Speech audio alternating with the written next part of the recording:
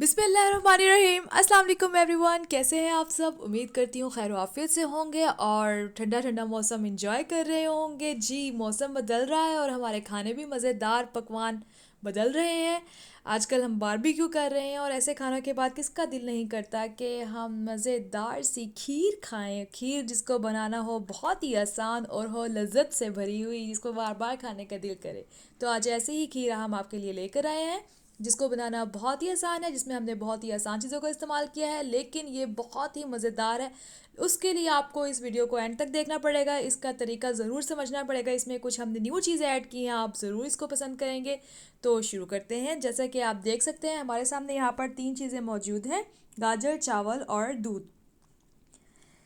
चावल जो है वो बहुत ही अच्छी चीज़ है, सोर्स ऑफ एनर्जी है, उसमें विटामिन्स हैं, मिनरल्स हैं। जिसको हाइपरटेंशन का प्रॉब्लम है उन्हें चाहिए कि वो चावल खाया करें। इसके अलावा ये कैंसरस सेल की डेवलपमेंट को भी रोकते हैं। और जिन लोगों को डायरिया का प्रॉब्लम रहता है उन्हें चाहिए कि वो रोटी के का इस्तेमाल ज़रा कम और चावलों का इस्तेमाल ज़रा ज़्यादा करें। इसके साथ साथ हमारे पास है गाजर। गाजर जो है वो हेल्प करती है वेट लॉस में, हमारी स्किन के लिए बहुत अच्छी है, हमारे दांतों के लिए, हमारी आँखों के लिए, हमारी बोन्स के लिए। इसके साथ साथ हमारा खाना हज़म करने के लिए बहुत अच्छी है, दिल के लिए बहुत अच्छी है और ये जो है हमारी इम्यूनिटी को इम्प्रूव करती है। और दूध के फ़वाइद तो हम जानते ही हैं। दूध के फ़वाइद आखिर किसे नहीं पता।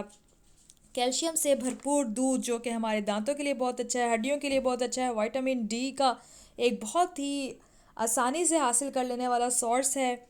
इम्यूनिटी को इम्प्रूव करता है, इंक्रीज़ करता है, स्ट्रेस कम करता है, वेट लॉस में हेल्प करता है। इसके अलावा जिनको सर्दी लग जाए उन्हें चाहिए कि वो गर्म दूध का इस्तेमाल करें।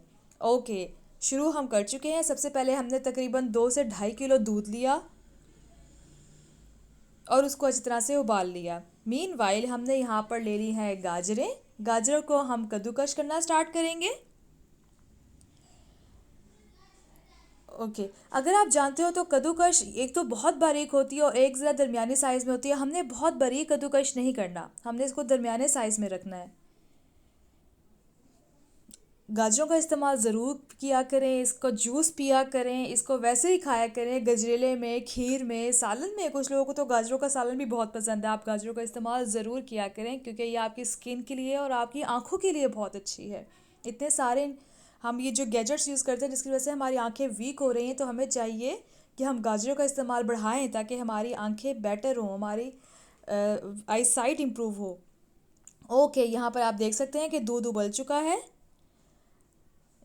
ये देखिए तकरीबन 2 से ढाई किलो मैंने दूध लिया और इस उबलते हुए दूध में मैं ऐड कर रही हूँ तकरीबन 2 गाजरें। इन गाजरों को मैंने अच्छी तरह से पहले कद्दूकश कर लिया था और आप इसका साइज़ तो देख ही सकते हैं। मैंने बहुत बारीक साइज़ में इसको कद्दूकश नहीं किया, दरमियाना साइज़ रखा है। ओके, ऐड करने के बाद हम इसको अच्छी तरह से स्टिर कर लेंगे। उम्मीद करती हूँ आप अब तक मेरा चैनल सब्सक्राइब कर चुके होंगे। अगर नहीं किया तो जल्दी से सब्सक्राइब कर दें, लाइक कर दें, कमेंट कर दें और शेयर कर दें, क्योंकि हमारे सारे ही बहुत ही आसान तरीके हैं। ओके, यहाँ पर हमने लिए है चावल। चावल लिए है तकरीबन 1 कप।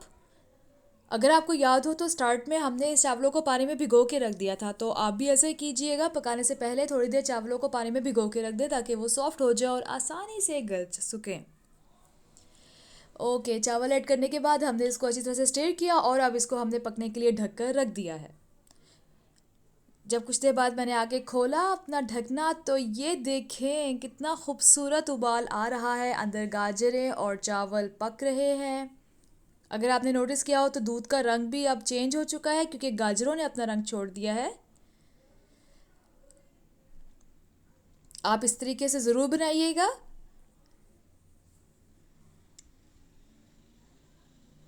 इस तरह बनाने से आपकी खीर बहुत ही लजीज बनेगी। ओके, अब जो हम एक चीज़ करने लगे हैं वो है घोटना। जी हाँ जी, अगर आप देख सकते हैं तो इस पकती हुई खीर को मैं अच्छी तरह से घोट रही हूँ मदानी के साथ।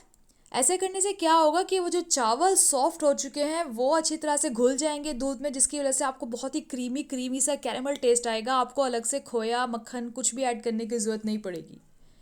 अच्छी तरह से आप इसको घोट लें। नीचे फ्लेम ऑन है, आग चल रही है, मैंने अभी आग बंद नहीं की। ये पक रहे हैं और मैंने इसको अच्छी तरह से मधानी के साथ घोट लिया है। अच्छी तरह से। जी जी।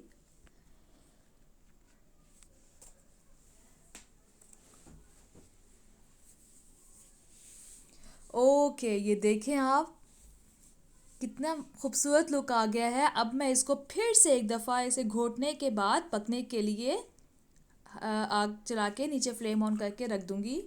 बिल्कुल मीडियम फ्लेम ऑन है, बहुत तेज़ भी नहीं करनी और बहुत स्लो भी नहीं करनी। ओके, अब हमने इसमें ऐड कर दी है इलायची। इलायची ज़रूर ऐड करें, इससे इसका जायका बहुत अच्छा हो जाएगा। और अब हमने इसमें ऐड किया है तकरीबन हाफ कप चीनी। अगर आप चीनी का इस्तेमाल कम करते हैं तो आप कम भी चीनी डाल सकते हैं, नो प्रॉब्लम।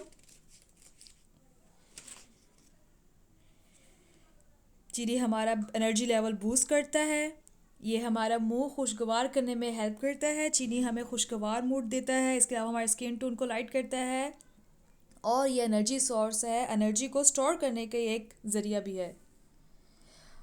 ओके, अब आप देख सकते हैं कि हमारी मज़ेदार खीर यहाँ पर तैयार है।